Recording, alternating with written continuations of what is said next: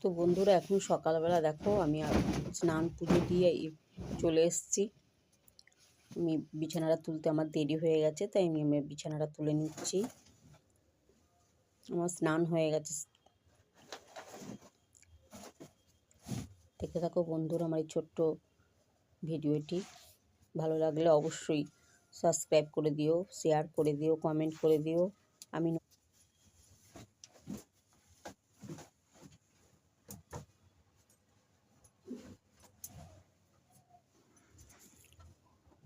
দেখতে থাকো বন্ধুরা, ভিডিওটি ভালো লাগলে অবশ্যই সাবস্ক্রাইব করে দিও, শেয়ার করে দিও, কমেন্ট করো। আমি নতুন ইউটিউবে, ভালো মতন ভিডিও করতে পারি না, যা হয় তাই ভুল হলে ক্ষমা করে দিও।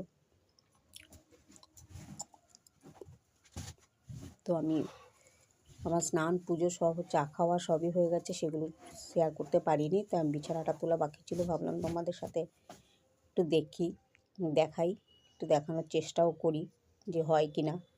তাই এই ছোট্ট একটুখানি শেয়ার করলাম। কেমন হয়েছে ভিডিওটা, পেরেছি কি না অবশ্যই জানিও। তো চলো এবার রান্নাঘরে যাই। দেখো রান্নাঘরে আমি আমার ভিডিও, আমি রান্নার এগুলো সব কিছু করেছি, কিন্তু ভিডিও করেছি কিন্তু শেয়ার করতে পারিনি বন্ধুরা।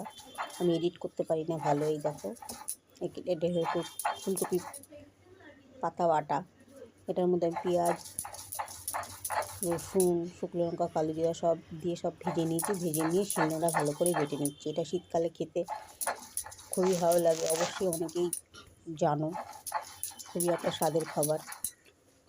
কচি কচি ফুলকপির পাতাগুলো আমি ভালো করে কেটে ধুয়ে করে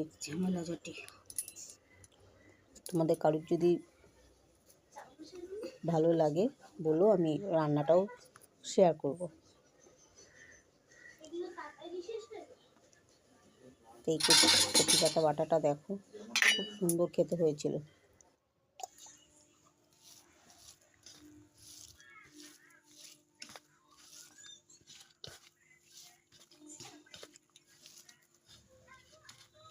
শীতকালের সব থেকে সেরা খাবার এটা, খুব টেস্টি হয়েছে বন্ধুরা।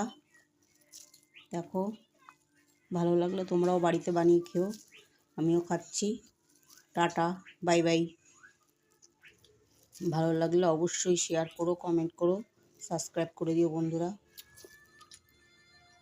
এখন রাখছি, টাটা, খেয়ে নিই।